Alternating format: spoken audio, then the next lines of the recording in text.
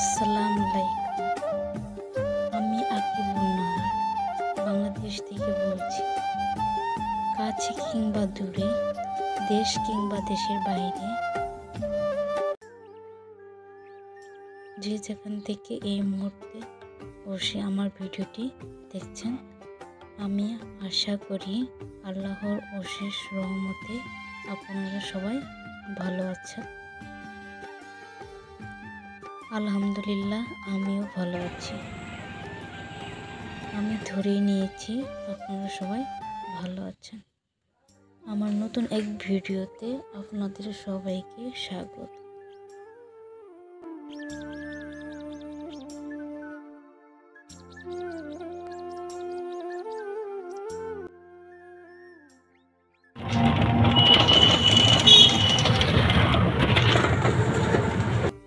অনেক দিন হলো বাবার বাড়ি যাওয়া হয়নি, মনে চাচ্ছে একটু বাবার বাড়ি যাই।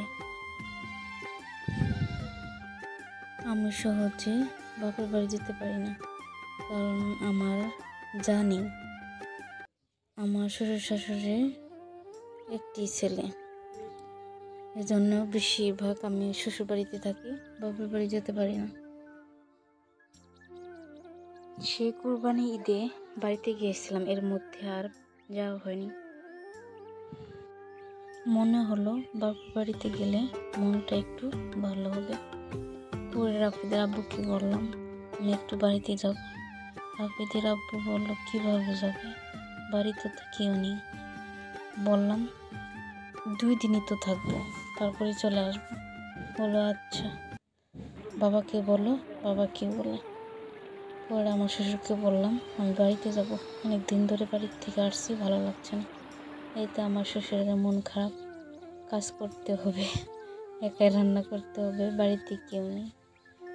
বাড়িতে আমার শ্বশুরের একটি ছেলে আর ছেলে নেই, 2টি মেয়ে আছে, তাও বিয়ে হয়ে গেছে। আগে আসতো, এখন আসে না। থাক, এসব কথা অন্য এক ভিডিওতে বলবো। আর কি করা, যার কথা বললে কি বসে থাকা যায়? এই জন্য তাড়াতাড়ি সব কিছু গুছিয়ে নিলাম, রান্না বান্না করলাম, ঘর উঠান ঝাড়ু দিয়ে পরে তাড়াতাড়ি একটু বের হলাম।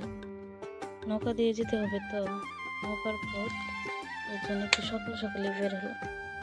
আমার শ্বশুর বাড়ি থেকে একটু হেঁটে যেতে হয়, তারপরে গাড়িতে উঠতে হয়। দেখতেই পাচ্ছেন আমার ছেলে হেঁটে যাচ্ছে। পরে ভাবলাম বাড়ি থেকে আসতেও পারি না, এই জন্য একটু রাফিদের কানের সমস্যা, একটু হাসপাতালে যাই। পরে হাসপাতালে যাই, দেখি অনেক ভিড়। পরে বললাম থাক, আসতে আর হবে না, নৌকার ঘাট এমনি দেরি হয়ে যাবে। পরে তাড়াতাড়ি হাসপাতাল থেকে চলে আসলাম।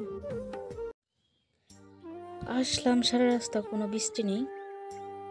যেই নৌকার ঘাটের দিকে গেলাম, এত পরিমাণ বৃষ্টি, আমি আর রাফিদ একদম ভিজেই গিয়েছিলাম। পরে এক পরিচিত দোকানে বসলাম। এর আগে রাফিদের আব্বুর সাথে নৌকাতে আসার সময় লোকটির সাথে পরিচয় হয়েছিল। পরে ভাবলাম পরিচিত দোকানেই বসি, আবার কই বসবো। পরে বসার পর দেখতেই পাচ্ছেন অনেক বৃষ্টি। পরে যে দেখে একটু ঘাট পাড়ে যাই। ঘাট পাড়ে যেয়ে দেখলাম অনেক লোকজন বসে আছে। ভিডিওর সাথে কথার মিল হয়নি। ভিডিওর সাথে কথা মিল করতে গেলে ভিডিও অনেক বড় হয়ে যায়, এই জন্য কথা তাড়াতাড়ি বললাম।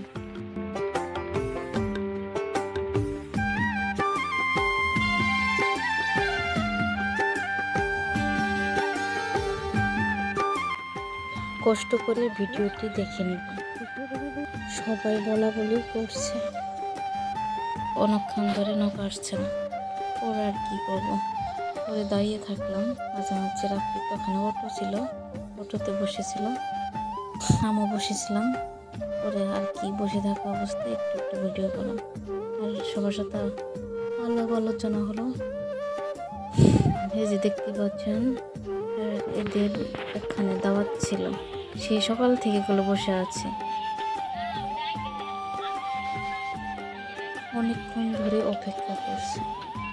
আমি যে গেছি তার 2 ঘন্টা আগে থেকে বসে আছে। তাদের বসে থাকা দেখে আমারই অসহ্য লাগছে। কখন আসবে কখন আসবে। আমারও একটু খারাপ লাগছে।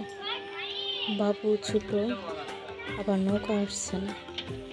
তাই বলতে ইচ্ছে করছে, মাঝি ছাড়া যেমন নৌকা অচল, তেমনি ঘাটে নৌকা ছাড়া আমাদের যা অচল। লোকাল বাসের মতো যেখানে ইচ্ছা সেখানে দাঁড়িয়ে পড়ে, যেখানে ইচ্ছা সেখানে যাত্রী নামায়, সেই নৌকাও সেই অবস্থা। নৌকা ইচ্ছা মতো আসি, ইচ্ছা মতো যা, কারো সুবিধা বোঝে না, কারোর অসুবিধা বোঝে না।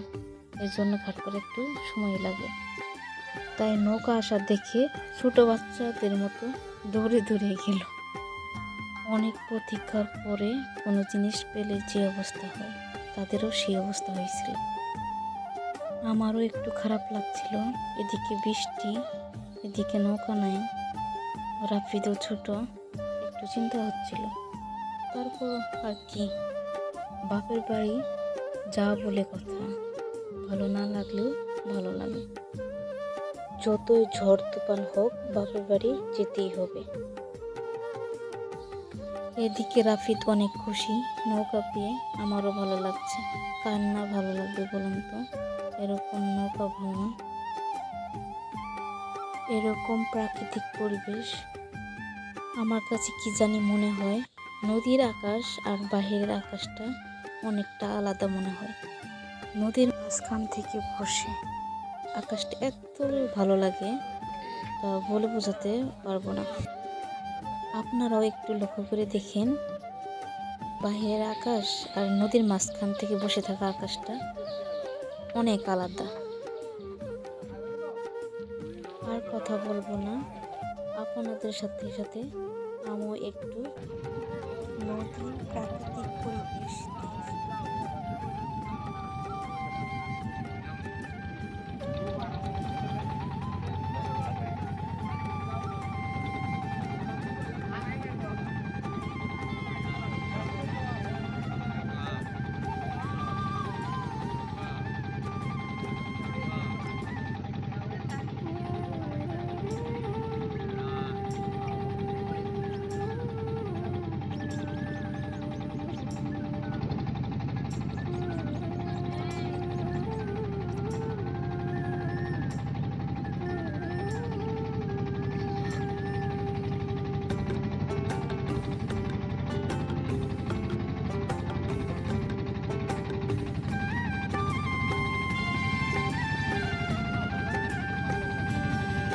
জানি না আপনাদের কতটুকু ভালো লাগছে, আশা করছি ভালোই লাগবে।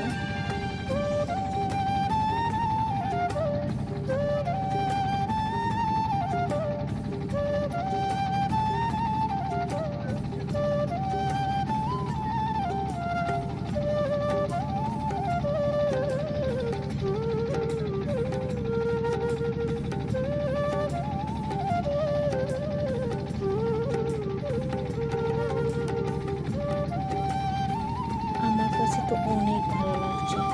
জানি না আপনাদের কতটুকু ভালো লাগছে, আশা করি ভালোই লাগবে। আসলে কি গ্রামের এই মনোরম প্রাকৃতিক পরিবেশ সত্যি মনোমুগ্ধকর। প্রকৃতিকে ভালোবাসে না এমন মানুষ খুঁজেই পাওয়া যাবে না যে প্রকৃতিকে ভালো না বাসে।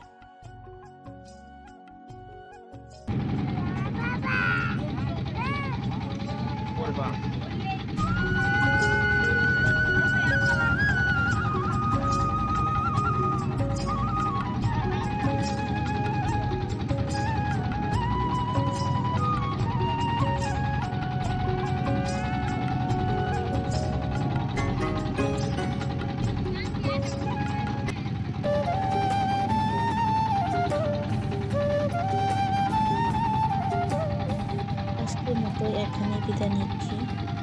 ভালো থাকুন, সুস্থ থাকুন, নিরাপদে থাকুন।